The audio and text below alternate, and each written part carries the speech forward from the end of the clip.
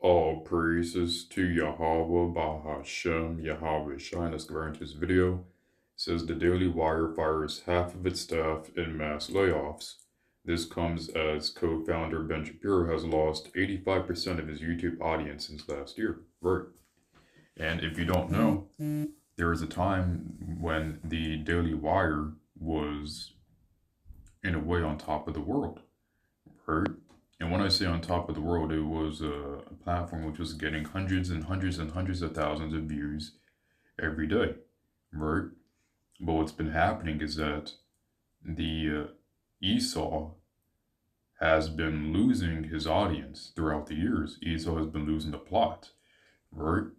Where now the typical propaganda is not working anymore. The propaganda to split people up on whether Republic or Democrat isn't really working like it used to be, right?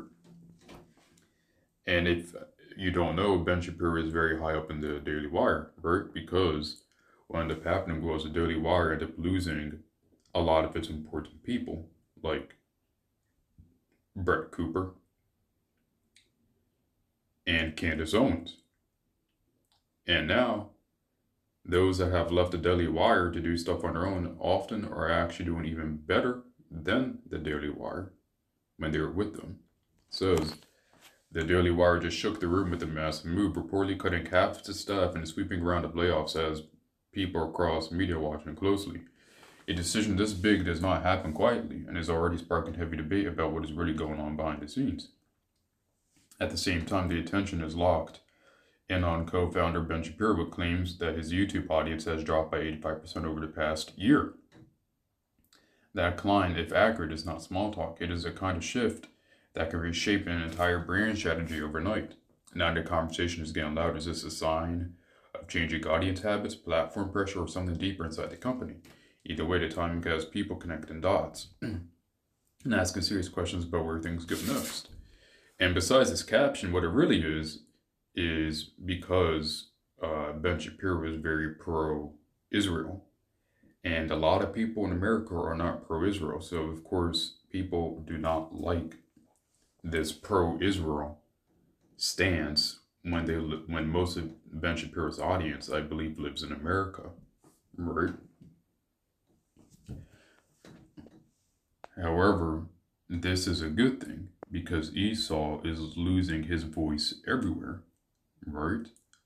Ben Shapiro used to be a big name like a decade ago. Now he's, it's almost time for him to really now he's a kind of like a dagger in the company that he co-founded. And you have Matt Walsh still there, right? And even then, people are probably starting to get sick of Matt Walsh. So let's get a scripture. It says, how broken and shattered is the hammer of the earth, how desolate is Babylon among the nations, right? And this is what I mean. Esau is going to be losing not just his plot in America, but everywhere. Whether it's his military bases, whether it's his influence, whether it's his propaganda, right? Because there used to be a time where Esau will tell a nation on how they should govern, or Esau will tell a nation what propaganda they should bring, like the gay agenda, right? But lately you've been seeing these nations say no. No to the propaganda, no to the gay community, no to the LGBTQ, or whatever it is, right? And just saying no to Esau in general and kicking Esau out of these nations, right? And so let's get the scripture out here. It says Matthew chapter 20, verse 16, so the last shall be first and the first last. For many be called, but few chosen, right? And the thing is, right now, Esau and Amalek is first, but soon they will be last. So you have Ben Shapiro cheering Israel in this war. But will he be cheering when he's on the receiving end? Right? When it comes time when Esau is going to be in captivity? Exactly. So this is the brilliant good news of the Bible. Not only is Yahweh shall come to set up his kingdom, but we will also be able to exact vengeance against our enemies, and in a righteous manner as well. So all praises to Yahweh, Bahashem, Yahweh. I hope this lesson was edifying to the elect, hopeful elect. Shalom.